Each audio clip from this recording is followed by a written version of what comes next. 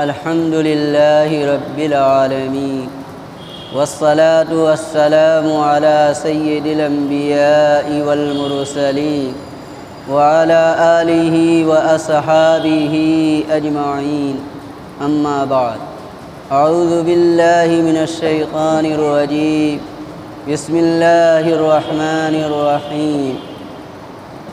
لَتُبْلَؤُنَّ فِي أَمْوَالِكُمْ وَأَنفُسِكُمْ وَلَتَسْمَعُنَّ مِنَ الَّذِينَ أُوتُوا الْكِتَابَ مِنْ قَبْلِكُمْ وَمِنَ الَّذِينَ أَشْرَكُوا أَذًى كَثِيرًا وَإِنْ تَصْبِرُوا وَتَتَّقُوا فَإِنَّ ذَلِكَ مِنْ عَزْمِ الْأُمُورِ. الذين استجابوا لله والرسول من بعد ما أصابهم القرح للذين أحسنوا منهم واتقوا أجر عظيم. الذين قالوا إن الناس قد جمعوا لكم فاخشوهم فزادهم إيمانا وقالوا حسبنا الله ونعم الوكيل. فانقلبوا بنعمة من الله وفضل لم يمسسهم سوء واتبعوا رضوان الله إلى آخر الآية. محترم حضرات، ہم اور آپ اسلام کے ماننے والے ہیں.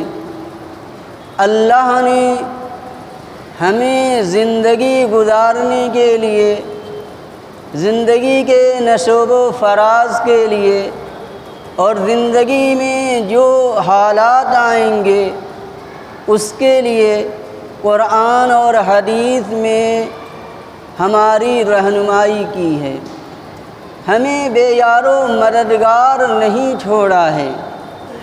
آج دنیا کے حالات جو بدل رہے ہیں، انقلاب آ رہا ہے، پوری دنیا کا نظام تبدیل ہونے والا ہے.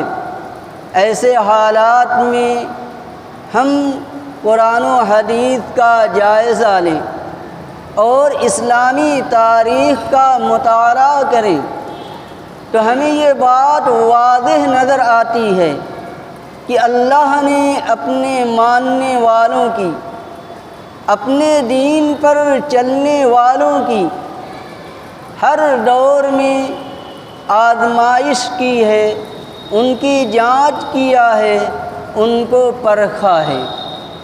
میں نے جو آیت شریفہ تلاوت کی ہے اس میں اسی کا حکم ہے کہ لَتُبْلَؤُنَّ فِي أَمْوَالِكُمْ وَأَنفُسِكُمْ، کہ مسلمانوں تمہاری آزمائش ہوگی. دنیا میں تمہارے مالوں پر حالات آئیں گے، مال بڑھیں گے، کم ہوں گے. تمہارے جانوں میں بھی آزمائش ہوگی کہ بیماریاں آئیں گی، لوگ مریں گے اور بیماریوں کا شکار ہوں گے، طرح طرح کی پریشانیوں میں ہوں گے. اور یہ آزمائش تمہاری ہو کر رہے گی، یہ ضروری ہے. یہ دنیا ابتلا، دار الابتلا ہے. اللہ نے مسلمانوں کے لیے اسے آزمائش کا گھر بنایا ہے کہ کون آزمائش میں کامیاب ہوتا ہے، کون امتحان میں کامیاب ہوتا ہے. جو کامیاب ہوگا اللہ اسے آخرت میں جنت اور جنت کی نعمتیں عطا کریں گے، اور جو ناکام ہوں گے تو اس کے لیے جہنم اور جہنم کے طرح طرح کے عذاب ہیں. آگے اس آیت میں خبر دی گئی کہ تم اسلام پر جمے رہو گے تو اسلام دشمن طاقتیں یہ برداشت نہیں کریں گی. وہ چاہیں گے کہ تم اسلام سے پھر جاؤ، اور اسلام سے پھیرنے کے لیے، دین اسلام سے ہٹانے کے لیے طرح طرح کے ہتھ کنڈے استعمال کریں گے. وَلَتَسْمَعُنَّ مِنَ الَّذِينَ أُوتُوا الْكِتَابَ، جن لوگوں کو کتاب دی گئی یعنی یہود و نصارہ، تم ان سے طرح طرح کی اذیت کی باتیں سنو گے. وَمِنَ الَّذِينَ أَشْرَكُوا، اور جو دنیا میں مشرکین ہیں، کافر ہیں، ان کی جانب سے بھی اذن کثیرہ تکلیف دہ باتیں سنو گے۔ تو ایسی صورت میں جب اسلام دشمن طاقتیں اسلام پر اور پیغمبر اسلام پر اور مسلمانوں پر اذیت کی باتیں کہیں اور برا بھلا کہیں، ان کو دھمکی دیں، تو ایسی صورت میں قرآن کریم نے یہ پیغام دیا ہے وَإِن تَصْبِرُوا وَتَتَّقُوا فَإِنَّ ذَلِكَ مِنْ عَزْمِ الْأُمُورِ کہ ایسی صورت میں کہ جب مصیبتیں ہوں، تمہاری آزمائشیں ہوں، یا دشمنوں کی جانب سے تمہیں دھمکیاں مل رہی ہوں، دل خراش جملے کسے جا رہے ہوں، طرح طرح سے اذیتیں پہنچائی جا رہی ہوں، فَإِن تَصْبِرُوا اگر تم صبر اختیار کرو، اگر تم برداشت کرو، اپنے دین پر جمے رہو، وَاتَّقَوْا اور تم تقوی اختیار کرو، فَإِنَّ ذَلِكُم مِّنْ عَزْمِ الْأُمُورِ یہ باہمت لوگوں کے کام ہیں۔ تو ایسی حالات میں جمے رہنا، صبر کرنا، تقوی اختیار کرنا، ہر حال میں اللہ سے ڈر کر اللہ کے دین پر چلنا، اس کے احکام کو بجا لانا، یہی کامیابی کی ضمانت ہے۔ اس سلسلے میں نے جو دوسری آیت پڑھی ہے، اس دوسری آیت کو سمجھنے کے لیے میں آپ کو تاریخ اسلام کا وہ واقعہ جو اسلام اور کفر کے درمیان فیصلہ کن حیثیت رکھتا ہے، یعنی غزوہ بدر، جب بدر کا میدان جہاں مسلمانوں اور کافروں کا آمنا سامنا ہوا، ان مشرکین عرب نے مسلمانوں کو مکہ مکرمہ کی سرزمین سے نکال دیا۔ حضرت صلی اللہ علیہ وسلم مدینہ منورہ تشریف لے گئے۔ ان کافروں کو یہ بھی پسند نہیں آیا اور دین اسلام سے لوٹانے کے لیے، اپنے آبائی دین میں مسلمانوں کو پھیرنے کے لیے انہوں نے جنگ کا سہارا لیا اور مسلمانوں کو نیست و نابود کرنے کے لیے مدینہ منورہ پر حملہ کرنے کی تیاری کی، اور بدر کے میدان میں کافروں کا لشکر 1000 مسلح ہتھیاروں سے لیس میدان میں پہنچا۔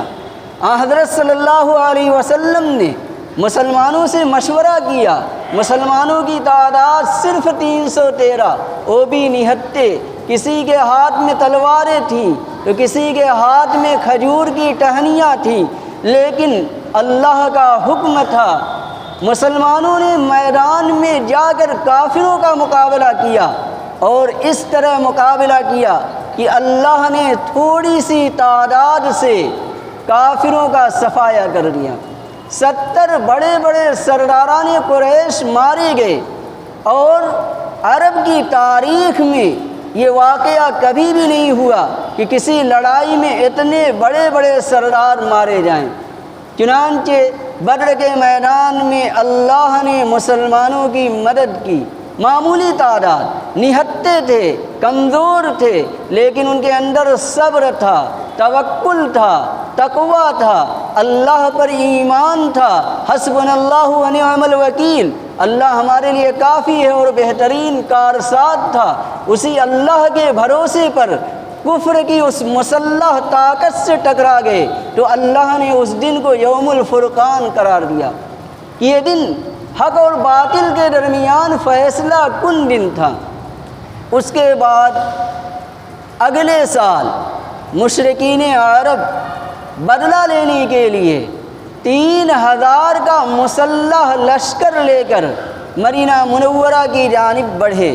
حضرت صلی اللہ علیہ وسلم کو خبر ملی، آپ نے مسلمانوں سے مشورہ کیا، اور واقعات تفصیلی ہیں، مجھے اشارہ یہ کرنا ہے کہ حضرت صلی اللہ علیہ وسلم 700 کی تعداد میں احد کے میدان میں پہنچے، اور آپ نے مسلمانوں کے ایک لشکر کو پہاڑ کی گھاٹی پر تیر اندازوں کا ایک لشکر بیٹھا دیا۔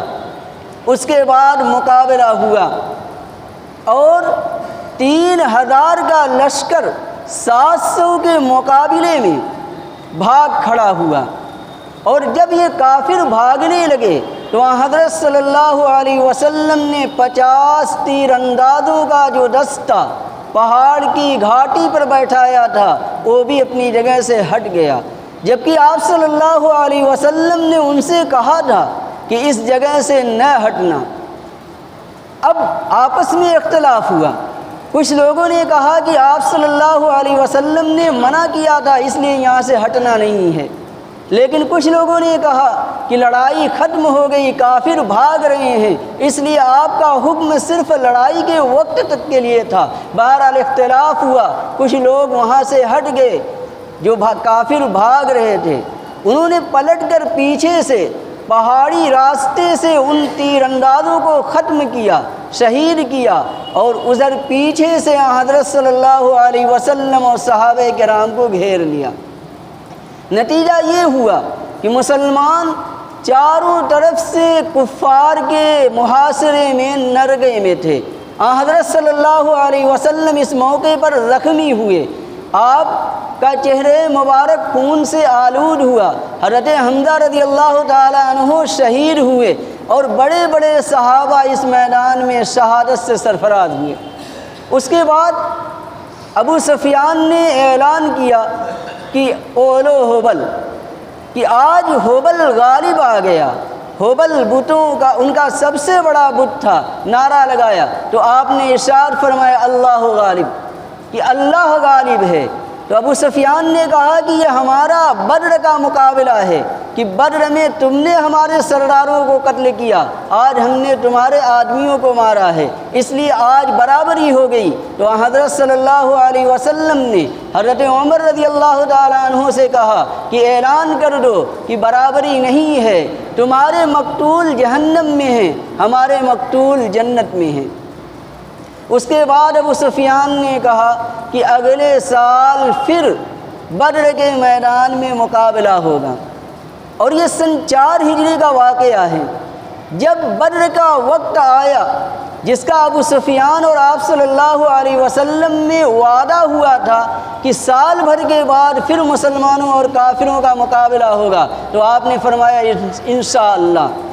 جب اگلا سال آیا، کافر پوری تیاری کے ساتھ تھے، لیکن اس وقت عرب میں قحط سالی تھی، کھانے پینے کی دقت تھی، مشرکین نے وعدہ کیا تھا، وہ نہیں چاہتے تھے کہ مقابلے میں جائیں، اس لیے مکے سے جو لوگ بھی مدینہ آتے ان کے ذریعے یہ پیغام دیا جاتا کہ تم ڈرتے رہنا، بہت بڑی جمعیت آ رہی ہے مکہ مکرمہ سے، مسلمانوں تمہارا صفایا ہو جائے گا۔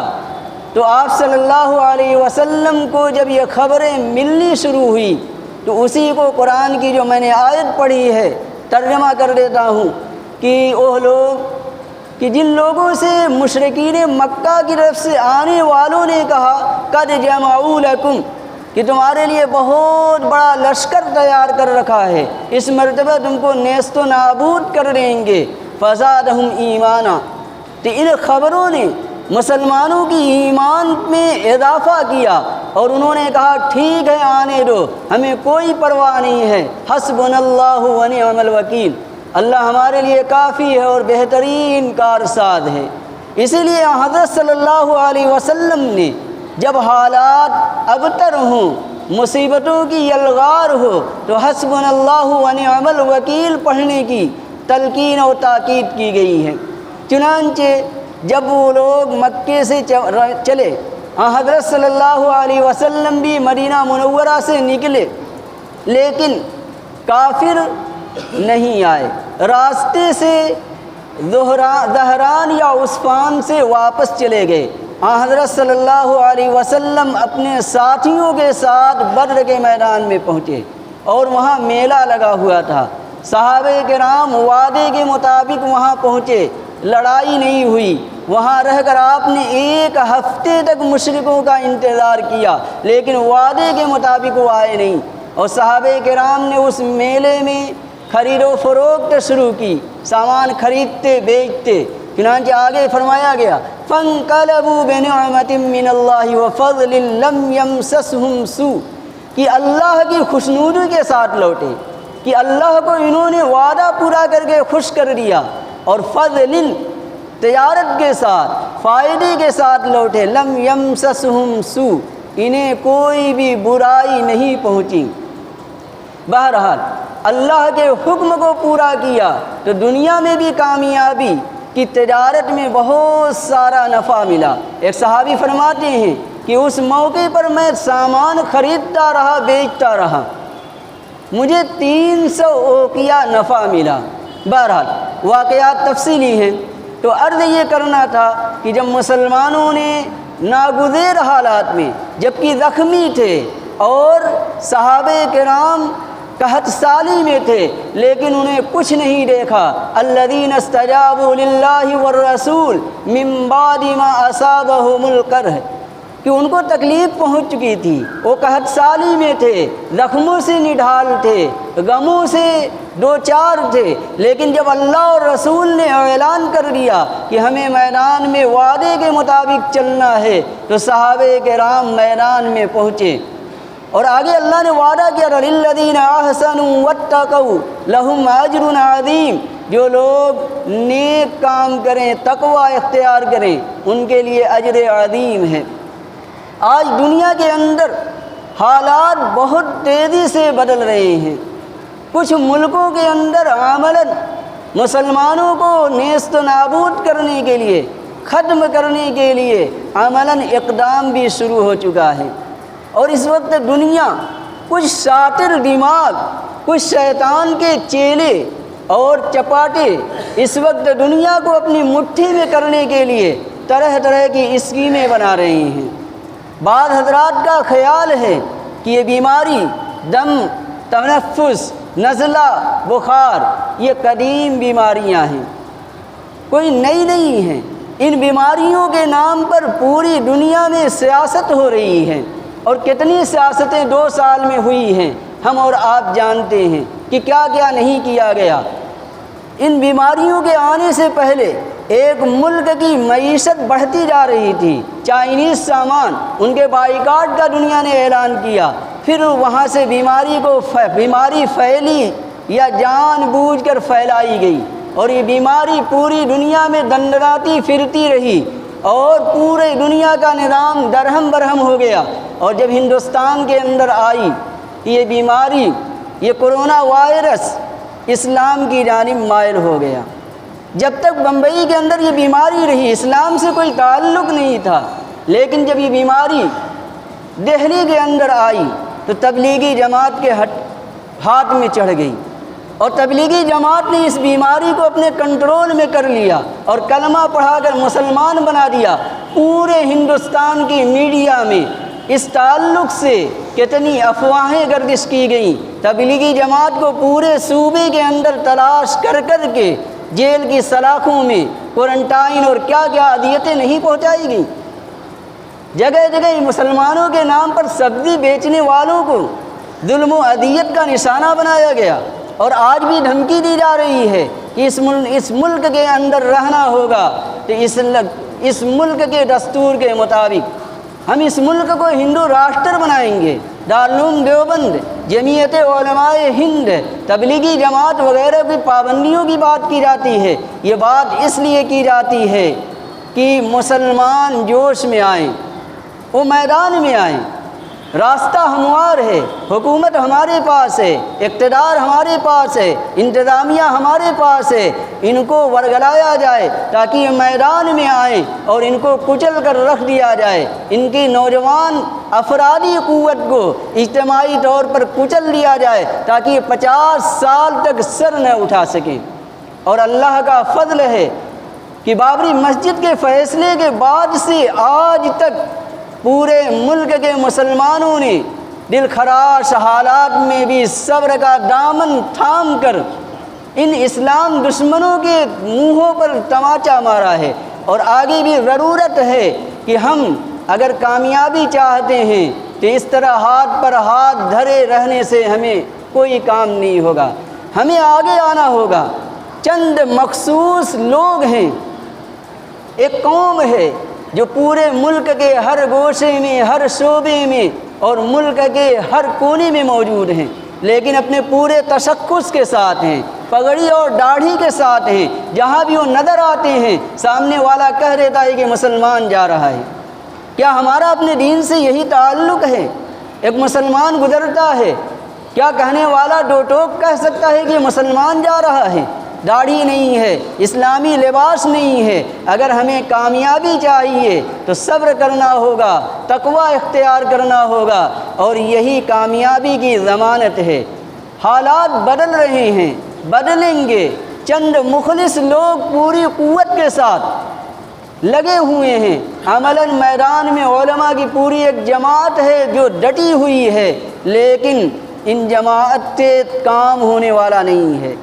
جب تک تمام ملک کے مسلمان جو ایک بڑی تعداد میں ہیں اگر اپنے اسلام پر جم جائیں، علماء کی آواز پر، جمعیت علماء کی دیگر تحریکوں پر اگر وہ آگے بڑھنے کا عزم اور حوصلہ کر لیں تو کامیابی یقیناً حاصل ہو کر رہے گی۔ اور وقت دیر نہیں ہے، اس ملک کا انقلاب اس ملک ہی میں نہیں دنیا میں ایسا لگ رہا ہے کہ انقلاب آنے والا ہے۔ ہمارے پاس ایک مضبوط قیادت ہے جو آنکھ میں آنکھ ڈال کر بات کرنا جانتی ہے۔ جب مظاہرہ چل رہا تھا تو ہمارے ملک کے وزیر اعظم نے کہا کہ لباس سے پہچانیے کہ یہ کون لوگ ہیں۔ تو ہمارے قائد ملت اسلامیہ حضرت مولانا ارشد مدنی صاحب نے جب کورونا میں لوگ بھاگ رہے تھے، راستے میں مسلمان انہیں کھلا رہے تھے، ان کے کھانے پینے کا نظم کر رہے تھے، تو حضرت نے وزیر اعظم کو خطاب کر کے کہا تھا کہ وزیر اعظم صاحب لباس سے پہچانیے یہ کون لوگ ہیں۔ ایک مراٹھی اخبار میں لکھا ہے کہ مسلمانوں پر ظلم و تشدد کیا گیا کورونا میں، لیکن بمبئی کے اندر جب سیلاب آیا تو مسلمان مدد کرنے کے لیے، دوا علاج کے لیے، لباس و پوشاک کے لیے سب سے آگے نظر آیا۔ یہ وہ مسلمانوں کے اندر کون سا دل ہے، کون سا جذبہ ہے کہ سب طرح سے اذیتیں سہتے ہیں لیکن رفاہی کاموں میں خدمت کے لیے سب سے آگے آتے ہیں۔ مجھے مسلمانوں سے جلن اسی بنا پر ہے۔ یہ مراٹھا اخبار لکھتا ہے۔ بہرحال دعا ہے کہ ہم اپنے قائدین سے، اپنے مدارس سے، اپنے مساجد سے ربط پیدا کریں اور مل کر پوری قوت کے ساتھ جو بھی تحریک ہو ہم اس کا پورا تعاون کریں، اور پورے ملک میں یہ پیغام جائے کہ مسلمان ایک آواز ہیں۔ اس آواز سے ہماری پورے ملک میں ایک قوت ہوگی، ایک طاقت ہوگی۔ اس سلسلے میں جمعیت علماء مبارک پور میں ہر مہینے کہیں نہ کہیں پروگرام ہوتا ہے۔ آج اس ملک کے اس صوبے کے صوبائی صدر حضرت مولانا سید ارشد رشیدی صاحب پورا دلہن آ رہے ہیں۔ اصلاح معاشرہ کا مغرب بعد پروگرام ہے۔ آپ حضرات سے شرکت کی درخواست ہے۔ آمین۔ وآخر دعوانا الحمدللہ۔